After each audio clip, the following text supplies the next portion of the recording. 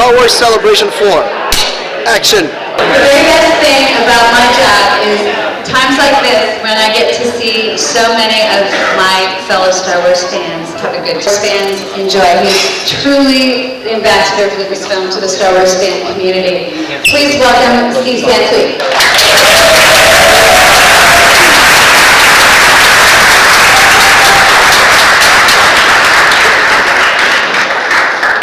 Take my toy.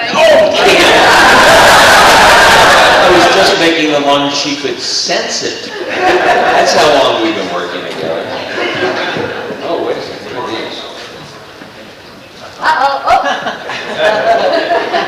This looks like it's a George Lucas stormtrooper. From Brad. He made it. Wow. Oh my God. Oh, I love the Lucas. I'm sorry, figure. Brad. Okay. I might have another one. There is another one. So I've heard. Wow, this is truly great. I'm sorry I missed the breakfast Friday morning because I was not feeling well. And well, that's not really true. I was trying on my Ewok costume the night before.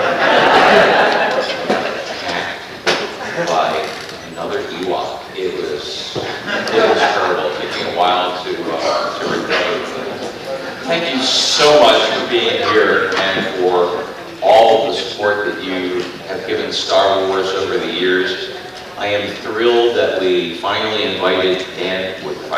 We finally got Dan Mazin, since I've invited him every time, to come to Celebration and especially to the fan breakfast, because without Dan there wouldn't be a fan club today. The fan club was abandoned by Lucasfilm in 1987 because, basically cost some money and the membership was declining and what was happening, nothing was really happening very much on the Star Wars front. And so they said, okay, this is it, we're going to end it. And I remember getting that notice in the mail and being very unhappy about that. And all of a sudden, like a couple months later, there was this stir and the fan club is being relaunched. Now, who in their right mind would want to do something like that? I mean, there was no way to make money on it. It had to be a lost kind of situation. But some guy out there who was a true fan had a company, and they were doing a magazine on some other movie franchise. I can't remember what it was. Some guy with pointy ear or something like that. And Dan came to Lucasfilm and said, I'd like to do a Star Wars magazine and fan club. And they said, right this way, son. And that was the start of a beautiful relationship between Dan and fans. And I met Dan and started writing a scouting column 38 years ago, and or whenever it was, it seems that long. And Dan has been a treasure all along, and the truest fans that there is. And when Lucasfilm and Dan and John Snyder really sort of independently came up with the idea of doing some sort of an event prior to episode 1. And my boss at the time thought, well, let's just do Fan Fest, and I want to do them in 5 cities on the same weekend. Jim was brilliant, and he's still brilliant, but not very practical on things that he doesn't have to do himself. But Dan and I talked, and Dan said, we've been thinking about that too. And we came up with that great idea, and I think we went through a bunch of names. I think we had a list of 47 names. You could be at the Star Wars Fan Festival, the Star Wars Fan-orama, they got worse. But I think it was John who initially came up with the idea to call it a celebration. Star Wars well, yeah, but that doesn't say it's an event.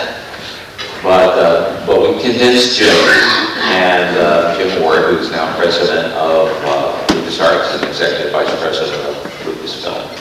And but we were a little late. We were starting late because by the time everything got resolved, it was less than 9 months before the convention, and Dan wanted to do it in Denver, as I agreed, because we'd never done this before, and he wanted to do it where he had his comfort level, his home base, and his team, had a big team there, and so he started looking around for locations, and when he called one day and said, "I found a location, it's an abandoned Air Force base."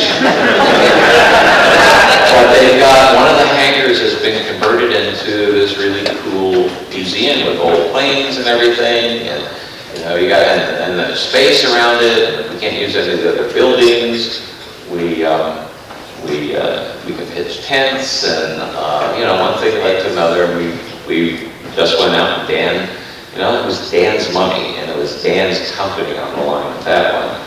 And he was as committed as he could be, and it was like, it wasn't stupid, spare the expense, but it was pretty close. Because he wanted a quality event, and that's what we got, despite literally, what the Weather Service called the 50-year rains, once in every 50 years in Denver. Tents like we had don't normally leak. But through it all, it was a tremendous experience.